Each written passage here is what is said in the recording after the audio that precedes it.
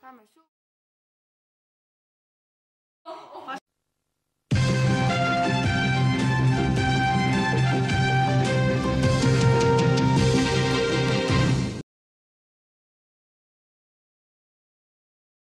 Καλημέρα σας κυρίες και κύριοι, είναι το Δελτίο Ειδήσεων των 11 με την Παναγιώτα και την Τόνια. Καλημέρα και από μένα. Πάμε να δούμε πώς διαμορφώνεται η επικαιρότητα σε τίτλους. Ελλάδα και Τουρκία προωθούν την οικονομική συνεργασία. Ικανοποίηση στο Eurogroup για την εκπλήρωση των προαπαιτούμενων δράσεων από την Ελλάδα. Πανελλαδικό συλλαλητήριο των αγροτών το μεσημέρι στην Αθήνα. Σήμερα στα Χανιά η κηδεία του 20χρονου σπουδαστή του ΔΕΗ Λάρισσας. Τελευταία μέρα για τις ετήσιες συμμετοχές της πανελλαδικές. Να δούμε τώρα τις ειδήσεις αναλυτικά. Το σύνολο των θεμάτων που αφορούν τις δύο χώρες με έμφαση στην ανάπτυξη της οικονομικής συνεργασίας συζήτησε οι Πρωθυπουργοί Ελλάδας και Τουρκίας κατά τη συνάντησή τους χθες στην Κωνσταντινούπολη.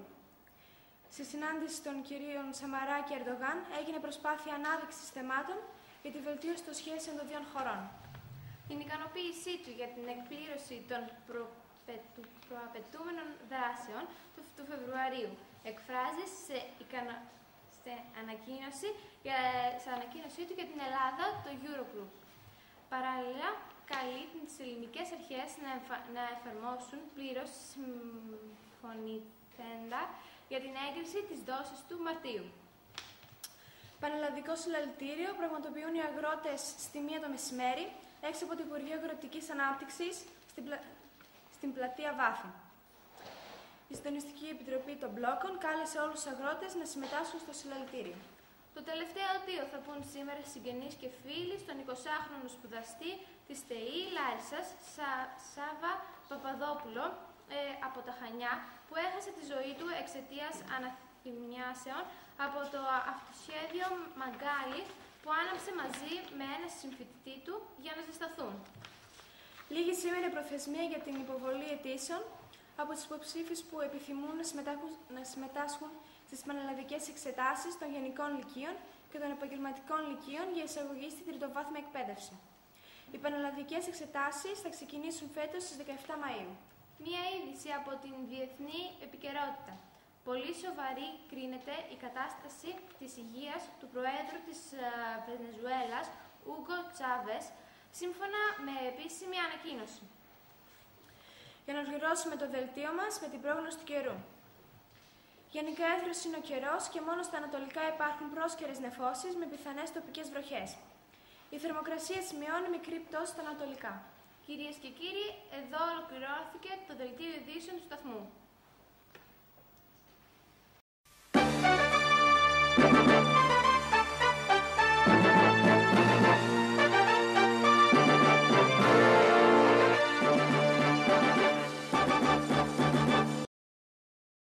Καλησπέρα σας, είμαστε στο δελτίο των 11 και έχουμε ως καλεσμένο τον κύριο καθηγητή Ελευθεριάκη. Καλησπέρα σας. Καλησπέρα και σε εσάς. Τι μάθημα διδάσκετε? Είμαι φιλόλογος και διδάσκω αρχαία, ελληνικά, νεοελληνικά, ιστορία σε διάφορες τάξεις. Πολύ ωραία. Στο δεύτερο γυμνάσιο Νάουσας. Από πού είστε? Από Θεσσαλονίκη.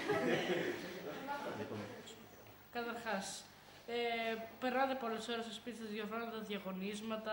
Ναι, το έχουμε αυτό. Οι φιλόλογοι έχουμε πολλή δουλειά στο σπίτι και πολλή προετοιμασία και ταλαιπωρούμε αρκετά τα παιδιά.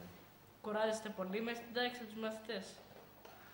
Αρκετά, αλλά έχει και τα καλά του το επάγγελμά μας. Προσπαθείτε να πειθαρχήσετε τους μαθητές με διάφορους τρόπους, όπως να τους βγάλετε έξω? Μερικές φορές, ναι, αυτό είναι το ακραίο μέτρο. Προσπαθούμε συνήθως με το διάλογο να τους κάνουμε να καταλάβουν ότι έχουν να κερδίσουν από την όλη διαδικασία τη μαθησιακή. Συμφωνείτε ότι πρέπει όλοι οι μαθητές να συμμετέχουν στο μάθημα και όχι μόνο μερικοί? Ναι, βέβαια. Αυτός είναι ο σκοπός κάθε καθηγητή. Στο κάθε μάθημά του θέλει όσο περισσότερη συμμετοχή για να καταλαβαίνει ότι υπάρχει ανταπόκριση σε αυτό που κάνει. Ποιο είναι το πιο ακραίο μέσο που έχετε χρησιμοποιήσει για να συμμορφώσετε μαθητή? Το να πάρω κάποιον έξω από την τάξη, το να τον πάω στο διευθυντή, να του να του ζητήσω να του δώσει αποβολή ή από το Σύλλογο Καθηγητών. Αυτά είναι τα πιο ακραία μέτρα που έχουμε σήμερα. Σήμερα πια δεν τιμωρούμε σωματικά, όπως παλιά με τις βέργες και τα που δίνανε ξύλο, οι καθηγητές οι αυστηροί, καμία σχέση.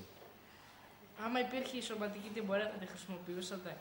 Όχι, νομίζω ότι όχι, δεν θα μου ταιριάζει με τίποτα αυτό.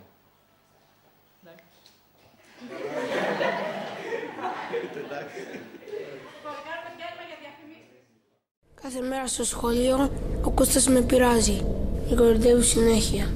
Και δεν είναι μόνο αυτός, και άλλα παιδιά με κοροϊδεύουν. Το είπα και στην κυρία, τους μάλωσε.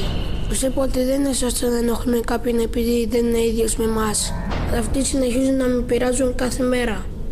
Δεν καταλαβαίνω. Τόσο κακό είναι που είμαι Παναθηναϊκός.